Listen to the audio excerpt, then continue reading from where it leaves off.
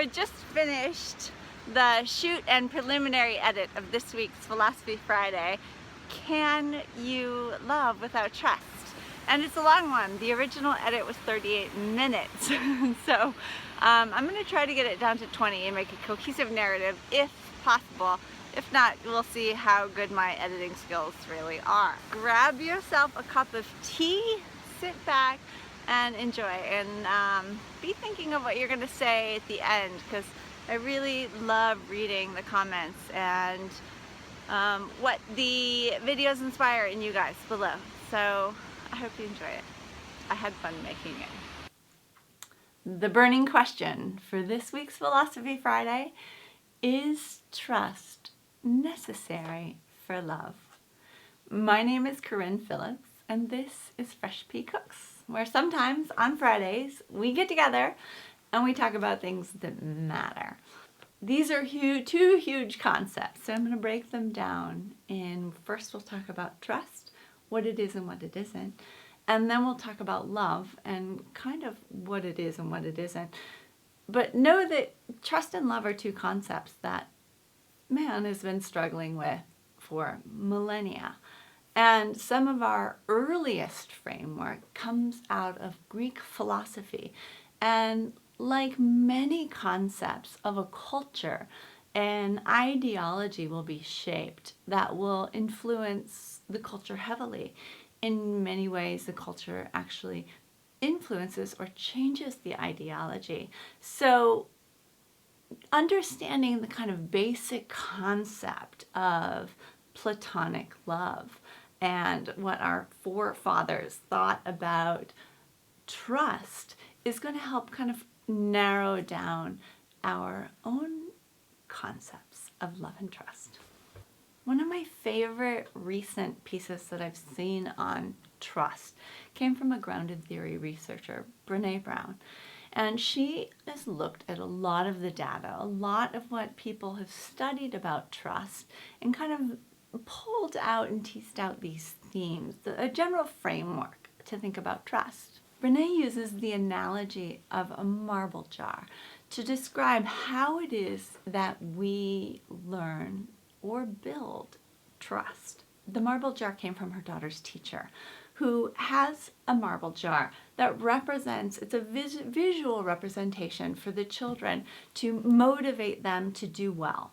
So when they do well or exceed her expectations, she adds marbles into the jar. So marbles can be earned, and it's a visual representation of good works. On the flip side, when the children are disruptful or they've done something to hurt or disenfranchise another child, marbles get removed from the marble jar. So for the young, I think they're third graders, they can see and they're motivated by filling up the marble jar.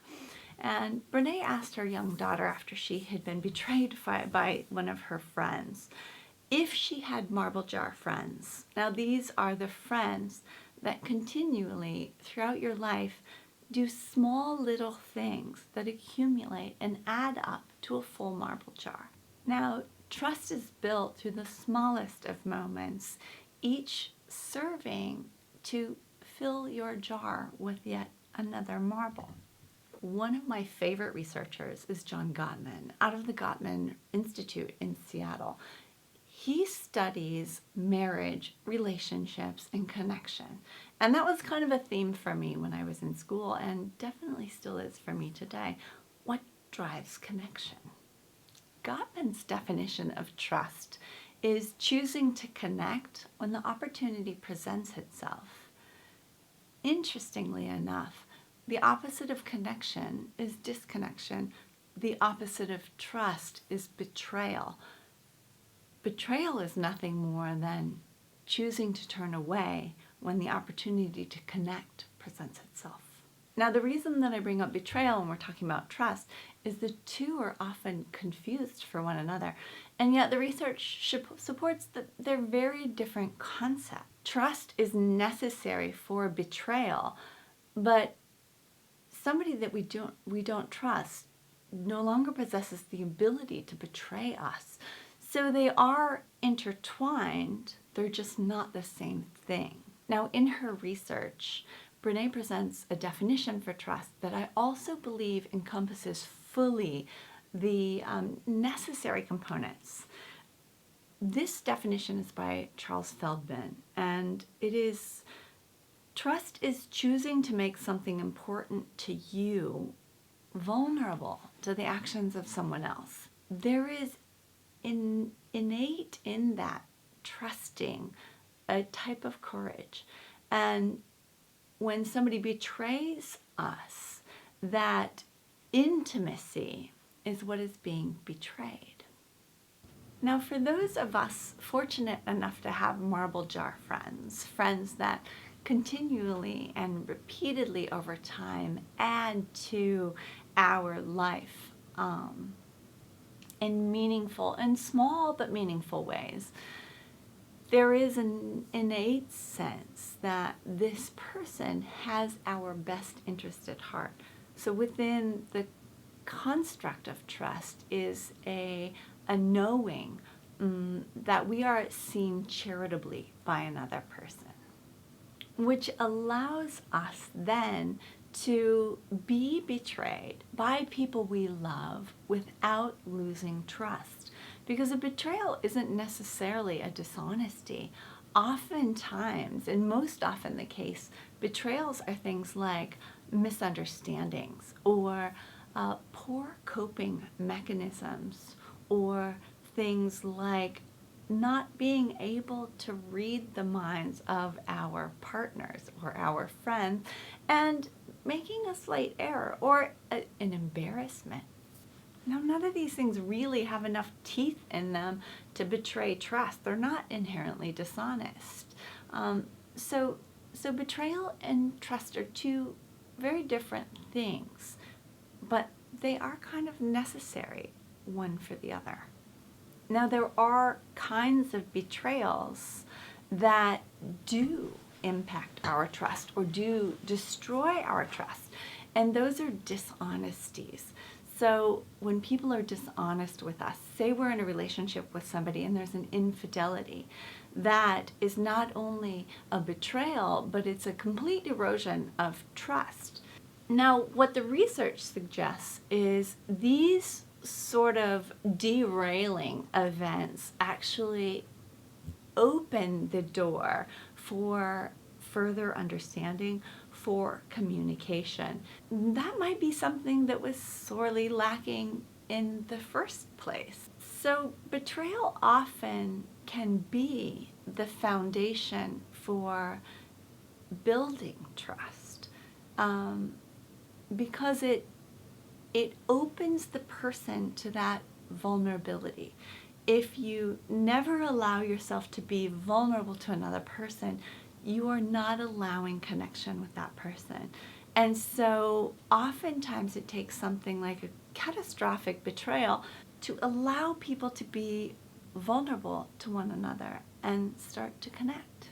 So now that we have a framework and a definition of trust, let's talk about love. Now, love is not so easily defined. If you are part of westernized industrial culture, you're likely a bit of a Platonist when it comes to love. Now, you've likely heard of the concept eros or philia or agape. Eros being passionate love, philia being familial love, and agape being a universal love. The problem with this kind of hierarchical organization of love is, where does one end and the other begins? Because there really aren't clear delineated lines. And if we take eros, for example, passionate love, inherent in eros is desire. Desire, like trust and betrayal, is something separate from love. You can love without desire, as maybe in agape or philia. So within eros is agape, this universal sort of love and reverence, but it just has something added on to it, which isn't really love at all. So it doesn't really change the love. We're just confusing love with desire. Now, to make matters trickier in our modern language, words give us the framework for being able to describe and make sense of our world. And the Germanic interpretation of the Sanskrit word lub, which is the origin of the English word love, is desire. So throughout time, we've really muddied the waters of what love is and kind of what love isn't. Now, not all of the early Greek philosophers adopted this Platonic materialistic notion of love. Aristotle, who was Plato's student, actually took love out of the realm of action and into kind of a metaphysical concept when Aristotle described love as what we commonly know now as the term soulmates. This comes from the Aristotelian idea that love is two bodies sharing one soul. One of my favorite responses to that concept of love being something that's out there in the ethers comes from a modern writer, and he's a philosopher, intellectual, Alain de Botton, and he is written extensively about love. Interestingly enough, Alain totally blows apart this cultural concept we have of love being something that happens to us, as if we are an agent that has no free will whatsoever. Even our very terms of talking about love, falling into love, falling out of love, like we're not the one actually doing anything. It's an experience that we're having.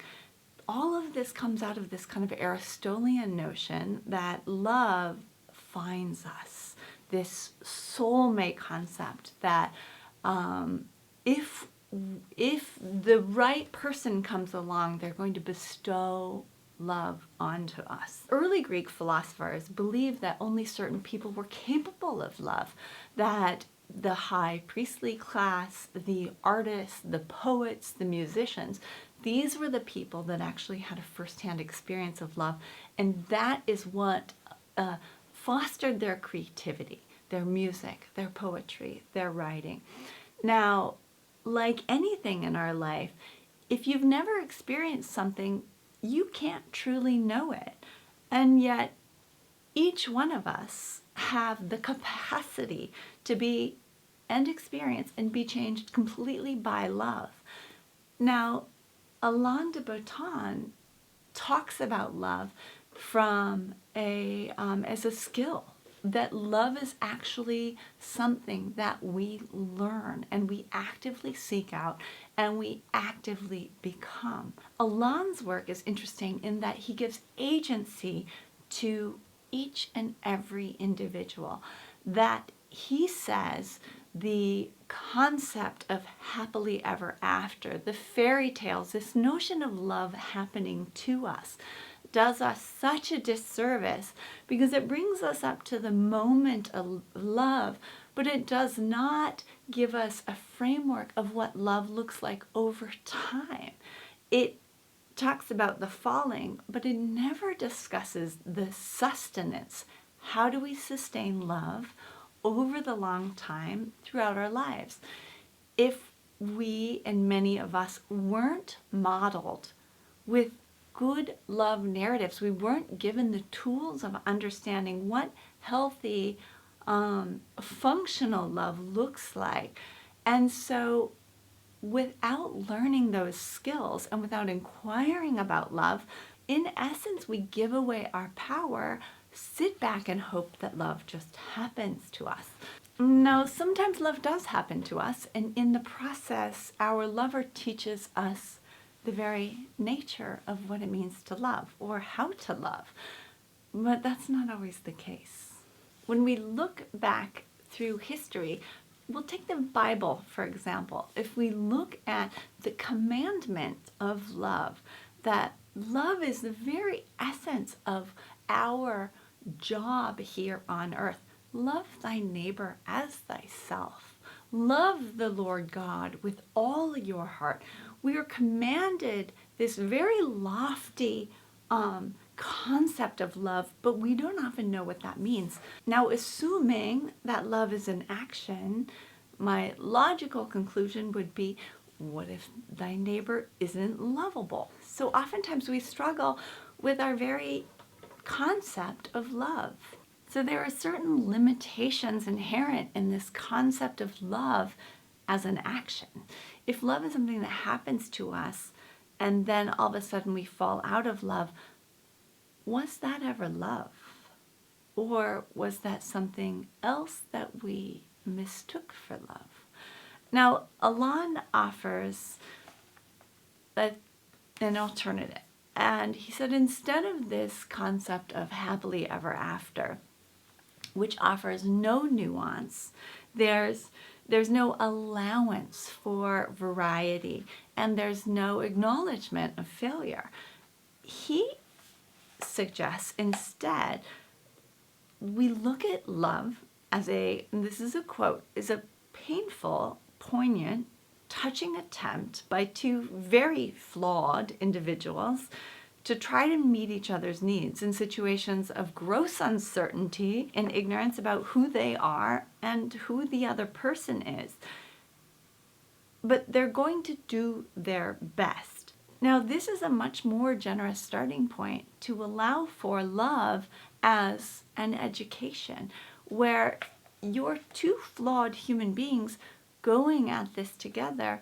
How can I see you through the eyes of love in a generous way where I can foster and encourage and support your most beautiful attributes? Because truly, love and beauty are connected in ways that we see one another. They're connected in how we understand another human being. If you look at love through the eyes of grace, if you look at life through the eyes of love, you are seeing generously.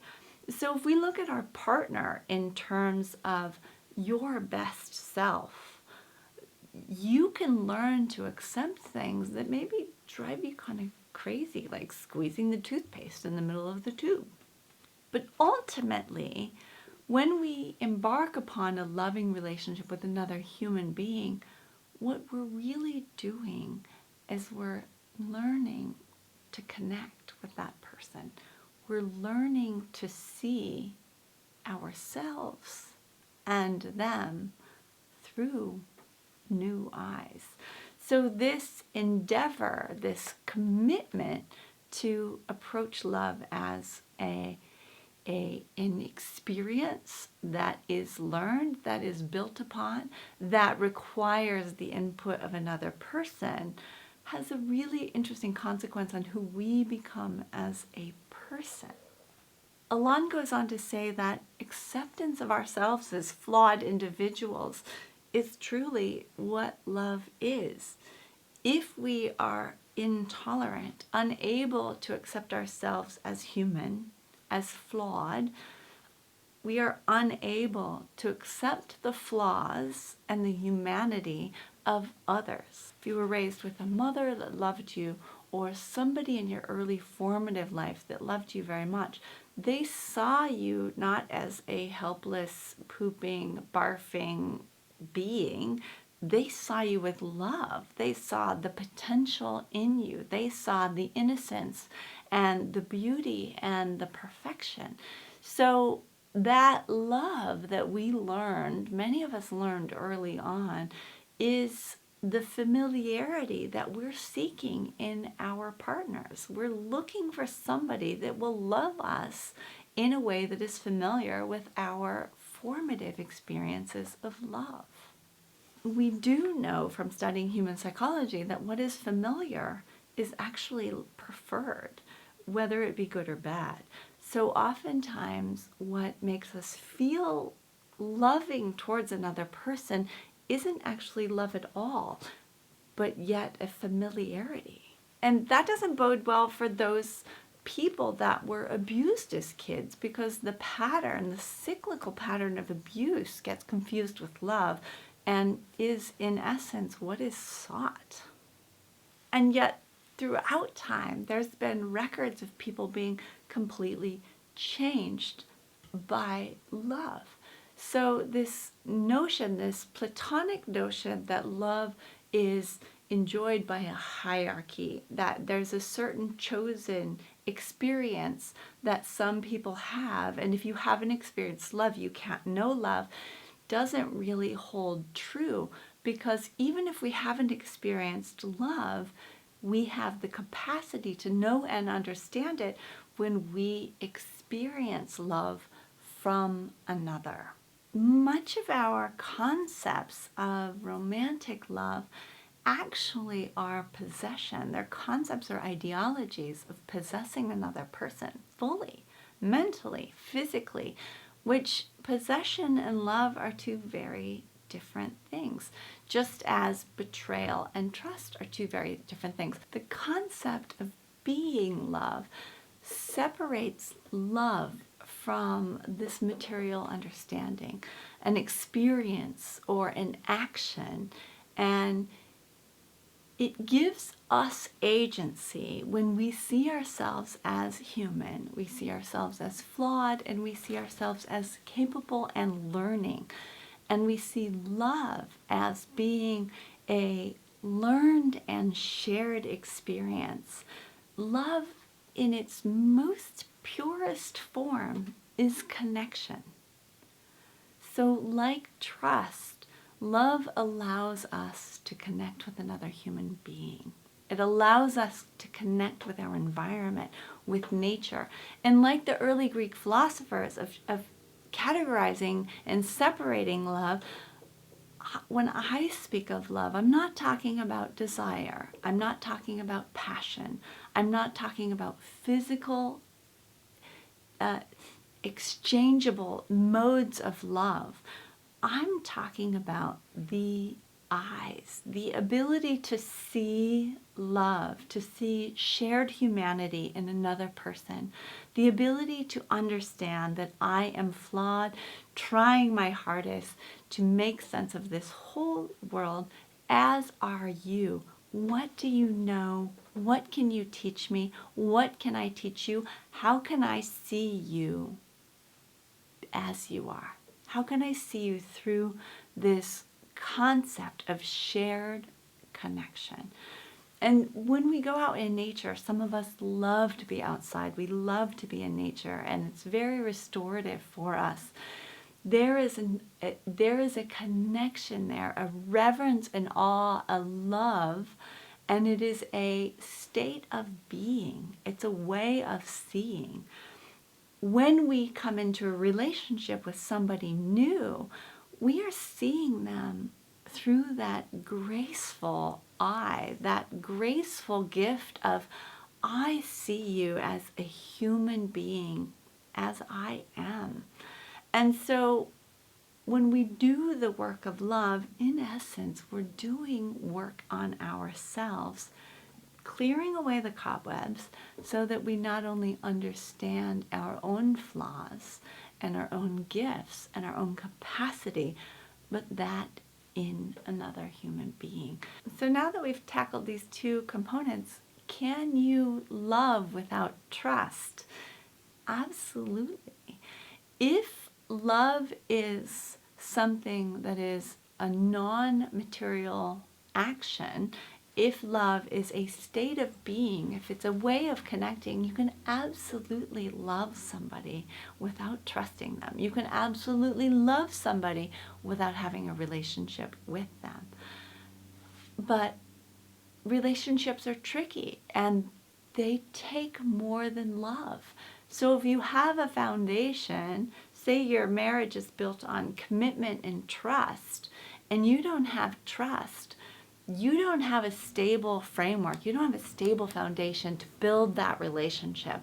The relationship may or may not be one built on love. It may be built on mutual respect. It may be built on necessity. There's a lot of different reasons that people enter into relationships with one another. But that concept of trusting somebody and the concept of loving somebody, in my interpretation, are radically different. Can I have a relationship with somebody that I don't trust? I can't have a deep and meaningful relationship. No. I don't feel that. Trust is such a huge component of my relationships, because without being vulnerable, without trusting, I can't connect. And without connecting, I can't have a relationship.